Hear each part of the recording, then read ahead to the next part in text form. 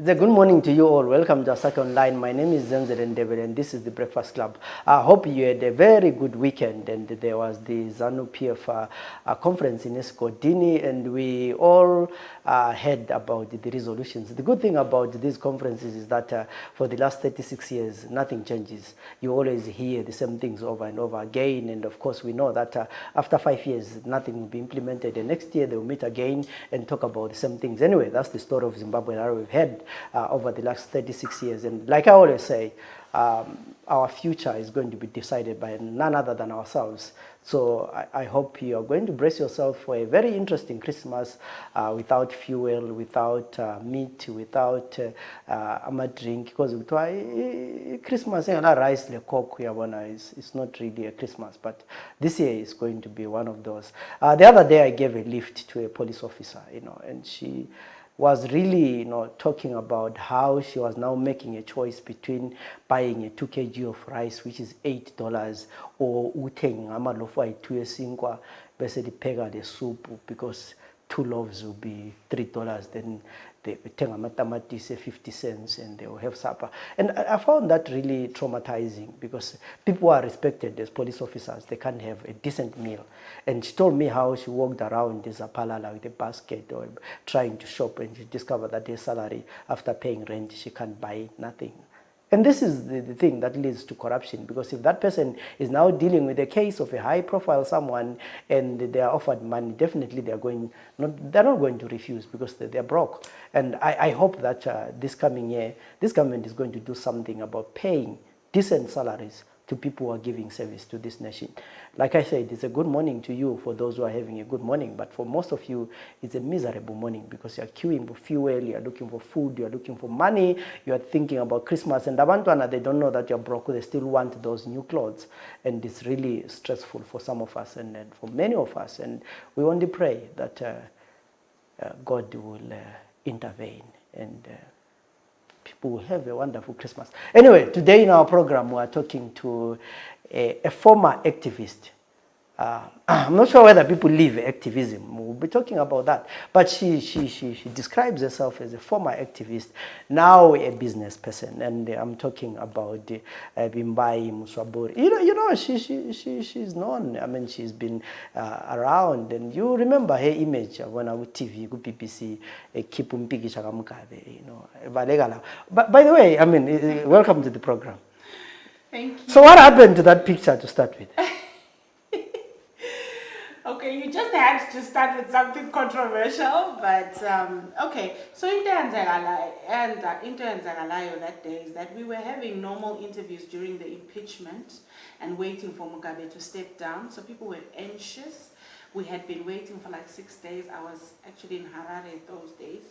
So in Nzagalayo, after the interview that we were having as a group of girls, so I'd actually met most of those girls for the first time that day. After the interview, as we went down the lift, the announcement was made. So if you have been to Mikkels Hotel, you come down from the lift and you're facing the reception. So one of the ladies said, but everybody was celebrating, people were screaming, a lot of things were going on. Kwatwa kanmanje loge. This man has stepped down. So in that celebration, in that euphoria, there was a group of us. We all went there and said, but Kipanini, it was a dialogue first before that whole clip that went. And if you notice, I was carrying a phone. So I'm always recording things if I'm not the one speaking. So as I'm recording, then I realized that this is actually getting a bit ugly. And I then noticed that there was actually somebody who was recording me while I was recording. And at this particular time, the girls had already gone inside, but keep a portrait Leana. There's somebody recording us. So my idea of grabbing the portrait was because I realized that snap, this thing is being recorded and we cannot be seen like this. So I grabbed it and I ran as fast as I could. So when people saw me running, they actually thought, I'm running away with the portrait. As we got outside, there was a group of Tajamuka, if it's not Tajamuka, I'm not sure which one it is, like activists as well, who were outside the hotel, who then wanted to grab the portrait away from me. And and at that particular moment, I want to be honest, I felt as though uzathatha njani wena because they had already started saying break it, smash it, and you know how it is at school. It felt like being in secondary school again or primary school again, where like there's a mob of children convincing each other to do something they didn't even think of. And that's when, at that particular moment, I took it and I smashed it. Well, that was the activist part. You are now describing yourself as a business person. Now, but tell us about the transition. I think my transition started from the time I started running politically, and I wanted to be an MP. Then you start seeing things a bit more different. You start realizing that, yes, you can be an activist and speak, and sometimes activism can have extremes because you're trying to express yourself in a mad way just so that people understand what you're trying to communicate. And then I realized that there is the reality to politics, that is the people of Zimbabwe, the people in the grassroots, the people at home, the people who don't have time or money to be on social media. Then I started realizing that I wanted to connect with those people and get to know exactly how they feel, exactly how they wanted to do things. And my transition started there because I now wanted to represent the people. So yeah, so the transition came from then. I did my campaign right through to the end. And of course I didn't win. But during my campaign, I realized that there was a gap because I did a door-to-door campaign. And in this campaign, every time I went into a home, I must say that I visited over 3,000 homes on foot. And when I got in there, they would have many questions. What are these MPs going to do about it? Afterwards. You guys are just going to disappear. So I then realized that there seems to be no communication platform that is available post elections and post the members of assembly being the representatives for the people. So that's when I started writing and putting this project together called the Parliamentarian. So win or lose, I was still going to get into this project where it's both the Parliamentarian and the Council, where we want to communicate with them. But how do we do it? The parliamentarians are in Harare 3-4 days a week. They are busy with committees. They are busy trying to, put legislations around. So this is where it came along. Yeah, so like you've just shared with us the experience of running as a candidate, and looking back, I mean, what would you say? What are some of the things that you learned as a candidate? I mean, especially running in Zimbabwe, where it's highly polarized. I'll tell you one thing for free. I'll never be an independent candidate again, and not in the time that I want to be a leader in Zimbabwe, because there is no way that we can convince ourselves that our political standing as Zimbabwe, generally as Africa, we have not moved from voting for a party to voting for an individual. So individuals will never win on their own. I don't know how Themba Mliswa has done it, but I wouldn't follow that road again. That is the first lesson ever. So after the elections, you then set up a company, Vimbai Media. I mean, tell us about this company. Vimbai Media was initially started running when I was still in South Africa, because that's when I got into the media industry. But it was a bit extreme then, because I managed musicians like AKA, Zonke, Berita, Trezor. That's when Vimbai Media fused in. I started as, I was employed by another company called Fifth Season then. Then later on, I started taking my own musicians into Vimbai Media. and also writing films and documentaries. By the time I then got politically involved, I'd already started taking my content to Mzansi Magic, Zambezi Magic, and it was now time to come home, so that had to stop. So after the elections, I then realized that maybe in our economy, getting to a point where I continue from music, film, documentaries, I was not in a good financial standing. And that is why in Zimbabwe you find that a lot of people who are creative find themselves writing books, because that is the only art that you can actually use without infusing too much financial budgets or having a good financial standing. So I then realized that let me take Vimbai Media as it is, because it's already a home of PR, film, and but right now what I need is for it to be a home of print. And that's when I infused the parliamentarian and the council idea into the Vimbai Media House. You can buy it and pay $3.50. So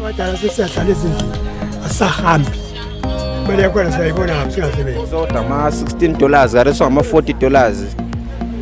What is happening? We don't understand. $35.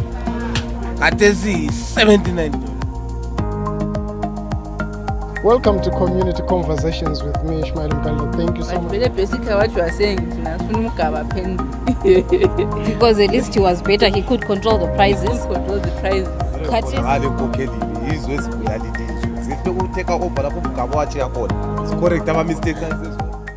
So you recently launched the magazine, the Parliamentarian. Was it because of your experience running as an MP, or is something that you have already been thinking about?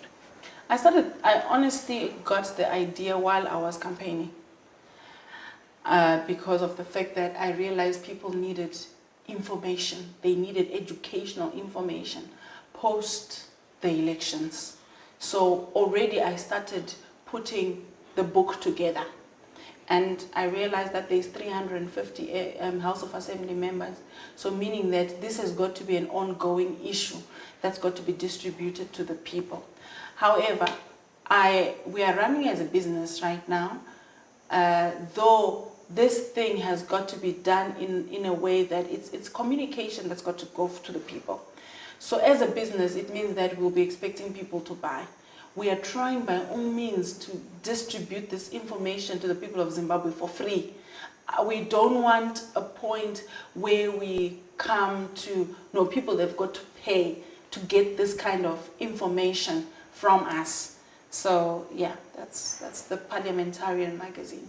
So the Parliamentarian magazine, what does it focus on? It basically focuses on profiling the MP. So sometimes when you talk about profiling, you think that it's only the good things that they've got to speak about.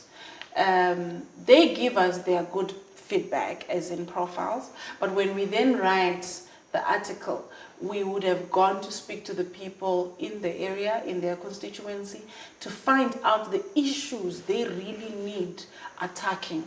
Then we go back again to the MP and say, but your constituents said they want you to do A, B, C, D, E. What are you doing about it? So our profiling just doesn't come as, here is your MP, as Banbani, who's got a degree or a master's in this and that, or has gone to school and done this. No, we are bringing in what they said they were going to do for you, what they have done currently, and what they have implemented for the future actions they're going to take to better people's lives. How has been the reception, especially from the politicians themselves? Because most of the times they just want us when we talk good about them. Amazingly so, the MPs are actually very accommodating. Because remember, they've never been given a platform to actually amplify them individually. They've always come in a jacket.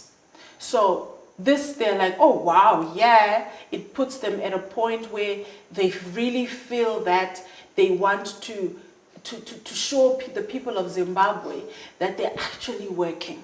So we've got a group of those. However, we also have our parliamentarians from our governing party, ZANU-PF, who obviously have protocol, who obviously are expected to do things in a certain way. They didn't say no to it. They said, hold on, Vimbai, I'll get into the third issue or I'll get into the fourth issue, because generally they want to see how you are using their information. They want to see whether it will affect them in their party, and which is totally understandable, meaning that we now had to take steps to make them feel comfortable, like going to speak to the Permanent Secretary of Information, and also making sure that we go and actually see the Speaker for Parliament. So you are highlighting in a way something that is very important, that you have MPs that are not free to speak their mind because they need to consult the party. And these are the guys who are supposed to be independently representing people. So what does it say, about if you're looking at the issues of, service delivery? We are voting for people, but basically we are voting for parties. Well, I think Zimbabwe needs to know that they definitely voted for parties, and I don't think they will say no to that. They know that. They voted for parties. And because they voted for parties, unfortunately, it is something we've got to face.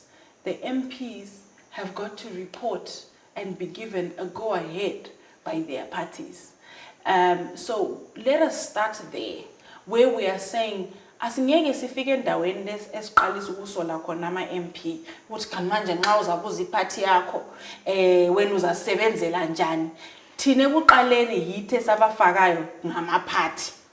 So nxa kulokutshintsha izinto kufanele siqalise ukutshintsha ngokubafundisa, ngokuzifundisa thina abantu beZimbabwe ukuthi actually in the next elections learn to vote for individuals who can deliver.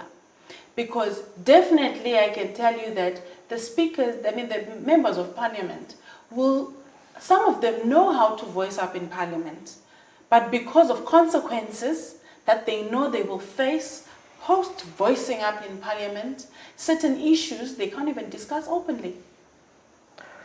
Yeah, so, this is quite an interesting project in many ways, but take us through your production. You talk to individuals, you put together this thing. How frequent does it come out?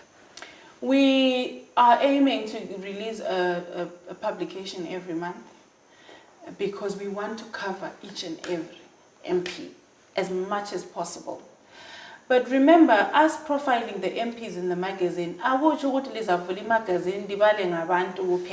we've got issues that arise, that we're facing as Zimbabweans. I'll tell you another article that we have in the magazine. Right now it's Christmas. We've got a list of Christmas presents we want from our daily Santa. And who's our daily Santa? Emerson Mnangagwa. Number 1, review of the budget. Number 2, we want our clean water. Number 3, we want him to monitor the distribution of land in our councils. Number 4, we want him to make sure that one day we wake up to good roads. We are telling him as well that, look, we've got children. Yes, we may boast about our education system being nice, but do you realize that in these schools we've got children who are sitting in classrooms 60? I'll tell you something. Beginning of this year, I put my child in a government school. And when I put him in a government school, I got the shock of my life, and he got the shock of his life because he had never been in a government school. But I put him there, and in his class, there's over 55 students in one class with one teacher. So our Santa needs to know that these are the issues that are affecting our children directly. He needs to understand that we actually are not joking about wanting hospitals that he can go to.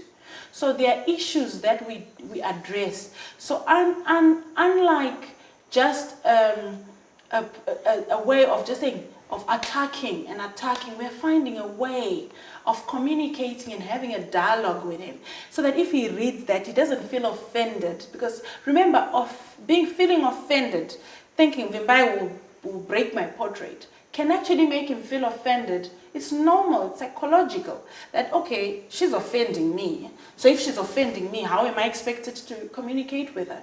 So you realize that as we write in a way of engaging them. When he reads, he should be able to say, actually, they mean well. Let me return back and respond. Yeah, I mean, you have packaged this magazine. Obviously, the aim is to reach to the people. How easy is it for you to then distribute these copies, whether physical or electronic, to the 13.6 million people who live in Zimbabwe? Okay, we live in a 4IR generation, which is the fourth industrial revolution, hopefully 5 soon. We have got technology. However, during my campaign, I learned that the technological generation is very minimal. We are distributing PDFs online, on WhatsApp even. So our first month is basically going to be free to anyone who wants it. That is the first way of distribution. We're going to have a website, it's not up now. We're going to have a website where people can download this PDF. We are also actually going to meet. We've got a whole group of people. Remember, when we were sitting after the elections, getting announcements for who won and what is going on, us in the urban areas, we had forgotten the number of people in the rural areas who actually can easily make a decision for us here as Zimbabweans and as a whole. So that is a group of people that we need to reach to. So hence our trip to Parliament to speak to the Speaker and actually explain that from these MPs that we're going to profile, we actually need to work with the House of Assembly. We need them to know that when a publication is out, MPs should have access to this book so much that they take to their constituents. You're talking about the distribution to the rural areas. Is Parliament or the Speaker of Parliament willing to then say, we're going to help you produce copies or we're going to help you distribute these copies? Unfortunately, I can't quite answer that question because we haven't met her yet. Or we haven't met them yet. We haven't even met the ministry properly and officially. So I can't quite report back and say they are willing or they are not willing, but we are appealing to them to at least hear us out and understand the fact that we are not here to fight, but we're here to distribute educational information to the people of Zimbabwe. A huge program like this or a project like this obviously is a financial burden. I mean, how is the sustainability of this project? How are you sustaining it? I want to lie. One thing about us Zimbabweans is that we have lived in a situation where we have to survive. There is a lot of times we're working in a team of 6, and in this team of 6 you realize that you gotta pay them, but we don't have an account with money. And Zimbabwe has just literally taught us to survive day to day.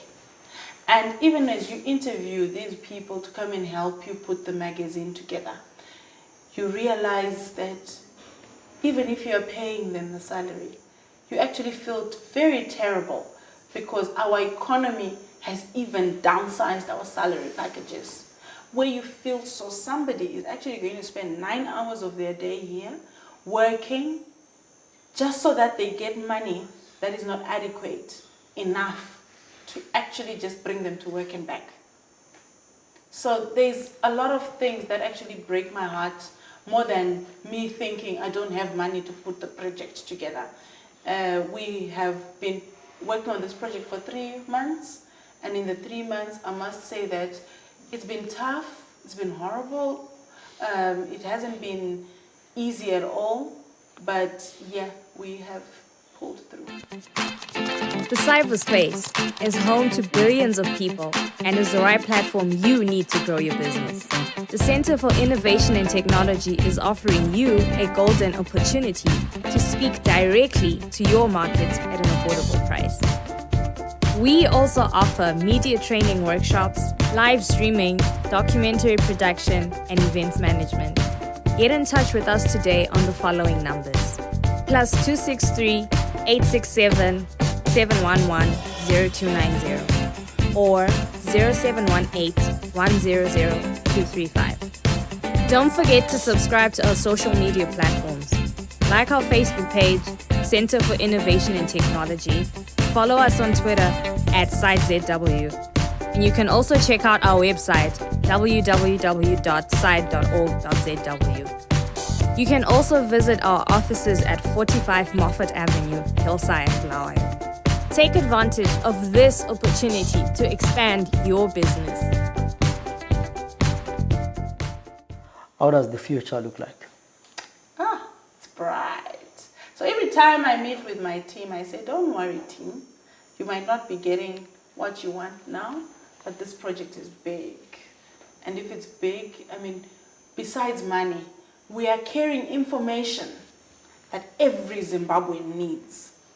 And this information, we got to take it out to each and every Zimbabwean. I think that is the most fulfilling part of our job. So trust me, anybody who carries information, you got to see a bright future. If you don't see a bright future, then you got to go home and sleep. So 10 years from now, you'll still be there with the parliamentarian? We are not going anywhere. The parliamentarian should remain, because parliament will never end. The parliamentarian should remain for years to come. My death doesn't mean the parliamentarian is dead. So, can I come back to the business side of things?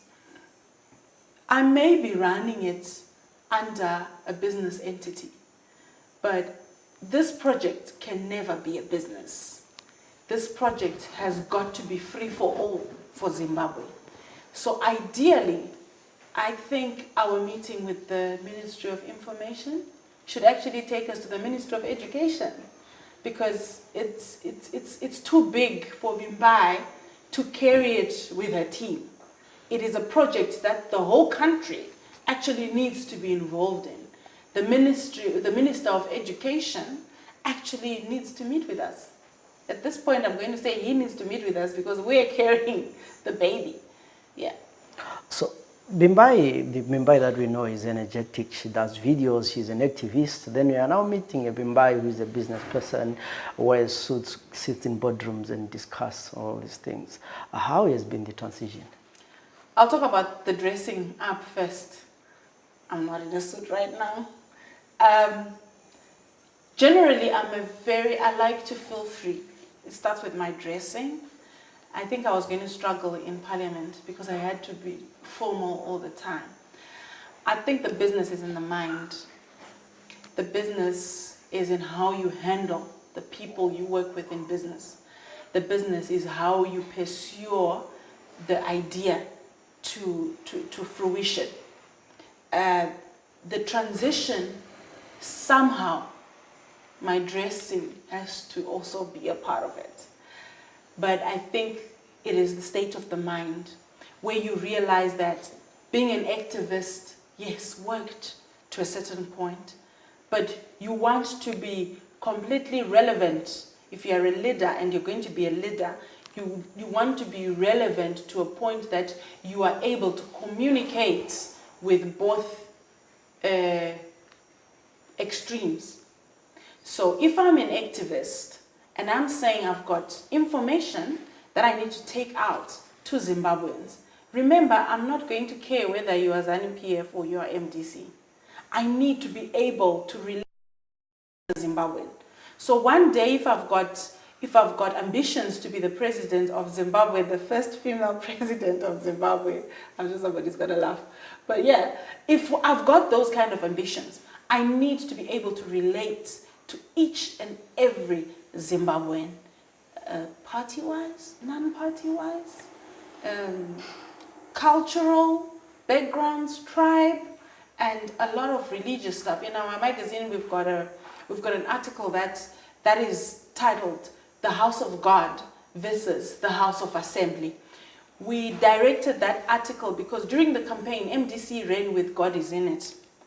But we thought to ourselves, do you know how many Indians are in Zimbabwe who actually believe that there's Allah, who believe that there is more, they believe in Muhammad. There's so many religions in Zimbabwe that you mean to tell me that when you're saying God is in it, are you meaning that you are incorporating the Allahs and the Muhammad? Does it mean that in the party, if I come and say I'm Muslim, am I able also to say God is in it? Are you teaching us enough for us to understand that God can be Allah, can be Muhammad? And also, it also discusses the laws that are made in the House of Assembly versus the laws that are made in the house of God. And also the fact that the leaders in the church are also wanting to be the leaders in the House of Assembly. So how are you separating this leadership when in the house of God laws are already made, by the way, and in the House of Assembly you only wait to get to heaven for you to be judged? But here in the House of Assembly, if you're an MP and you're not delivering, and maybe you've gone against the law, you know that you can be called. The people of Zimbabwe can recall you, and you can lose that position. But in the house of God, maybe if he's done something wrong, he can be forgiven, and then God will meet him later. So all these other things that we speak about make us realize that as Zimbabweans, there is more to what we can just see on our face. So finally, for those who want the copies of the parliamentarian, where do they find it, and how do they contact you? Currently, we're saying because we have got a PDF we're distributing right now. We are asking people to WhatsApp on 0775 383 550, 0775 383 550, and we will respond with a PDF. We are encouraging each and every person when they receive a PDF to share it around. That way, it will start the communication line to go. And it means that going forward, we're not going to be one of those people who will just throw into people who don't want it. Because these things, you got to subscribe. We also live in a world of choices. If you don't want to read such information, no one will force you. So us having their number doesn't mean that we think that generally every month they want this kind of information. So they'll be free to subscribe. And then when they subscribe to us, we continue communicating with them. Thank you very much, Vimbai. That was Vimbai Musvaburi. This is the business lady and the CEO of Vimbai Media, who are the publishers of the magazine, The Parliamentarian, which basically profiles and